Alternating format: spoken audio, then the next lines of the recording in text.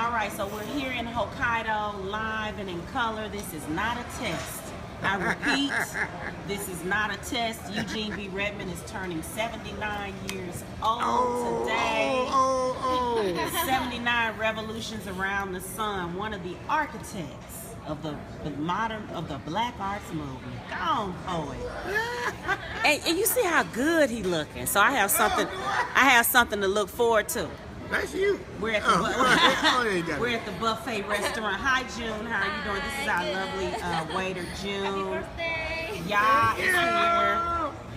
Ramses, my son, is here, and we're about to have some. My beautiful granddaughter is here. Yes.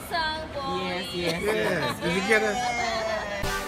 This year started on an incredible high note.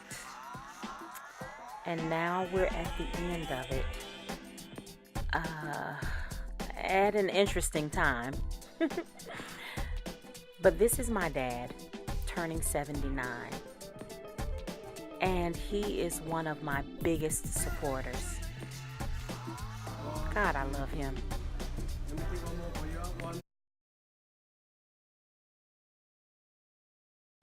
Who am I? I am a woman who wears magical hair in the wintertime. Obviously. No, seriously, it's cold, so that is mostly why I have on this hair. That, and I detangled my hair and it's in twists.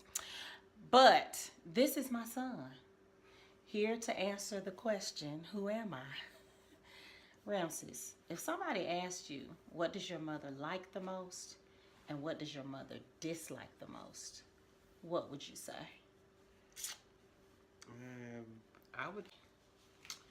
I would say that you just like fighting for political rights, and I was kind of scared there for a second. I was like, is this man saying I like to fight? I'm really mostly non-violent. And then you dislike sexism. I do dislike sexism, son. Like with passion. You hate it. Deeply. Yes. Truly. Madly. Dislike it. Thank you, handsome. Thank you, son. Sure. So there you have it. I am someone who hates sexism and racism and transphobia and classism and ableism and all irrational fear-based biases. Uncle Paul. Okay, Stephanie is telling us exactly what we're doing here at Paul Art Space. So Stephanie, what's happening? So we're going to have a big poetry reading tonight, and it's like the convergence of the St. Louis and the Kansas City poets. Whoop, whoop. Yeah, exactly. So whoop, whoop. It's the Cardinals versus the Royals. Yeah. So this is exciting. Mm-hmm. Is this I went to the website and I saw that Paul Art Space. Let me go over here and look at the sign. So Paul was Mike Bailey's uncle who owned the house and lived out there by himself for like 9 years, which is amazing. But now it's just an artist residency for writers and artists, and it's amazing. Like, he's had people come here from all over the world.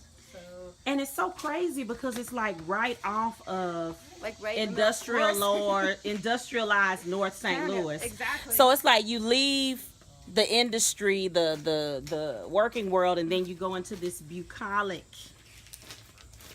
nature space. Did you see the words in the bushes? I gotta show you. No, what? Yeah, come on and look at this.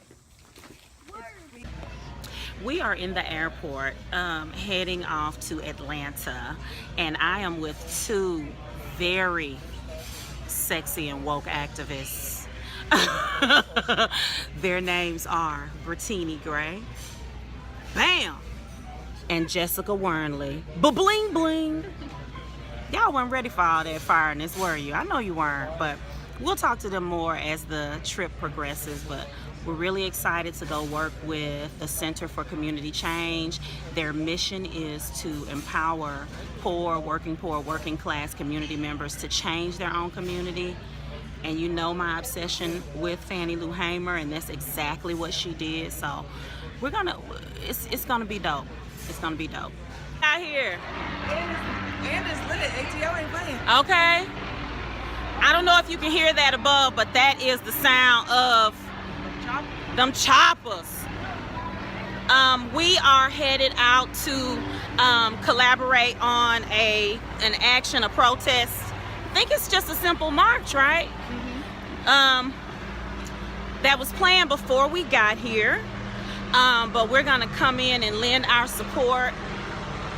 We just had some poetry and some bars. They spit 16 bars. It was dope. It was dope. Bertini brought it. I got up there and brought it. And now we gon', you know, we who believe in freedom cannot. I'm here at Emerging Wisdom, and I was just looking for you, Rebecca. Hi. We're here. I'll tell you more about what we're doing, but Emerging Wisdom is a fantastic, beautiful Black-owned business by this gorgeous woman right here, Rebecca Bennett. Yes. And we're here strategizing Yes. on Black folks' freedom. Amen. I'm gonna tell you more in a second. Survive. Why is that Sean, as Holly says, why is the white man's ice colder than ours? How do we get back to our Black economics, and what we know we can do as brilliant people? Gloom and doom.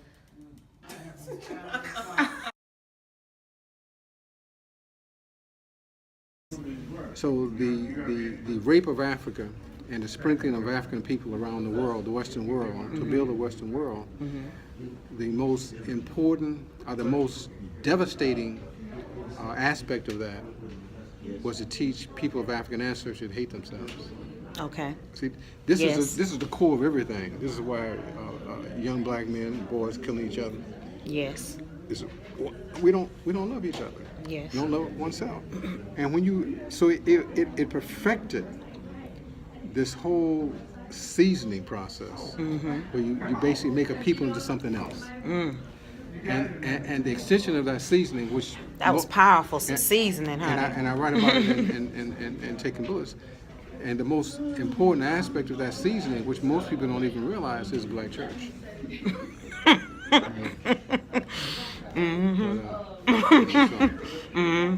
There are 86,000 Black churches, so it's 86,000 Negro churches in the United States, and out of 86,000 Negro churches, let's be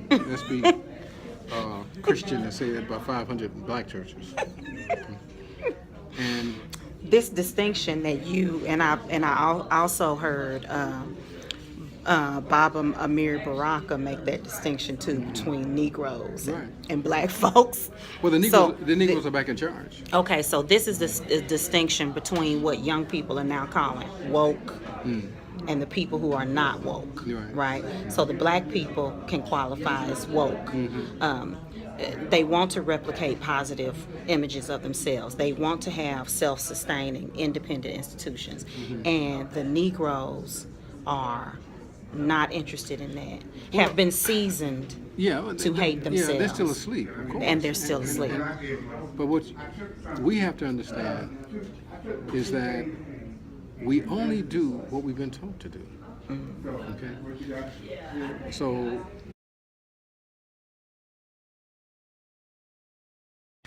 Mission accomplished, y'all. Mission accomplished. I voted. Now all that's left is the hollering or the singing. We'll see. Feel the difference now. See, now we're feeling what not having hope feels like. You know, hope is necessary. Well, it looks like the forces for good took an L with this recent election. But like I've written about and continue to write about as I examine the life of Fannie Lou Hamer, you know, we who believe in freedom cannot rest. You know, we've got to keep our hands on the plow. We have to have our eye toward a long game. So I'm not tired yet.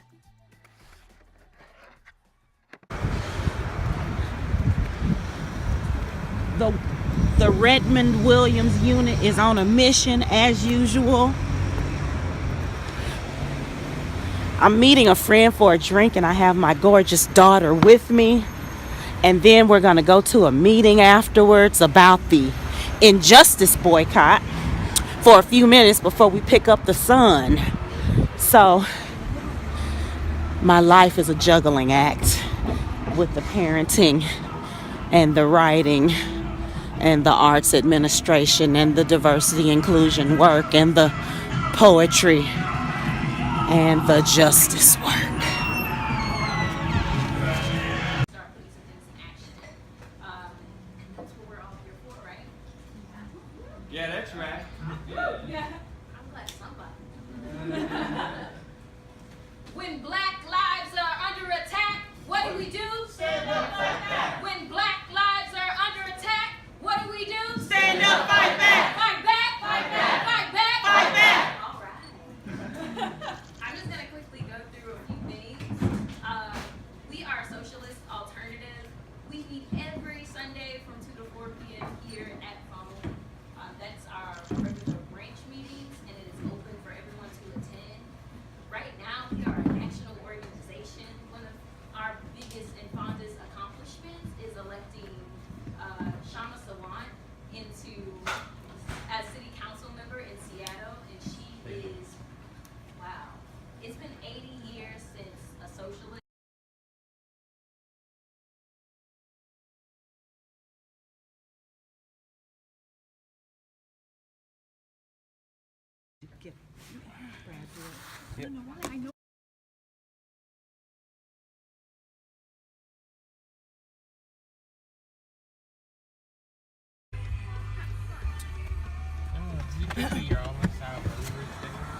So,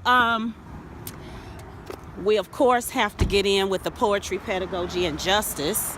We have to get in the parenting, and part of my support system is the Ethical Society of St. Louis, which is kind of an ethical humanist church for people who don't want to go to church. So one of the things I love is the political engagement. I want to get some video of you all. They do this. You do this the first Second Sunday of the month. Second Sunday of the month. Second Sunday. Second Sunday of the month. Black Lives Matter. Love knows no color. Black Lives Matter. White silence is violence. I know that's right. I know that. Too bad I have to rush off.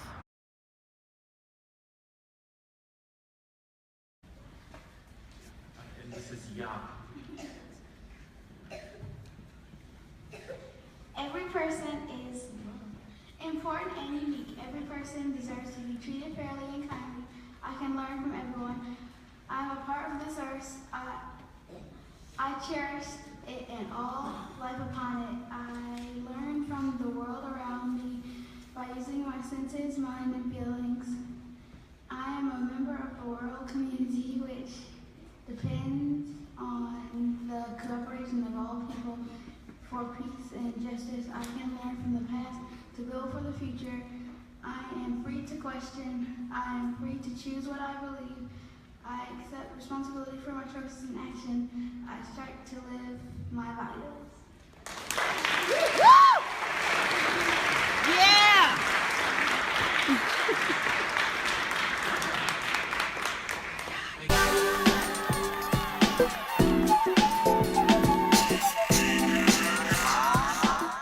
So for the end of this video, and for this roundup of 2016, I think I want to end with what my 9-year-old, who's now 10, just said. I strive to live my values. Yeah, that's a good one. Happy New Year, everybody. See you on the other side. I help the college-bound kids of busy parents write incredible college admittance essays. Find me on Facebook. Let's get together and see how we can help your college-bound screenager achieve her goals. I'm Treasure Shields Redmond. Follow me on Facebook.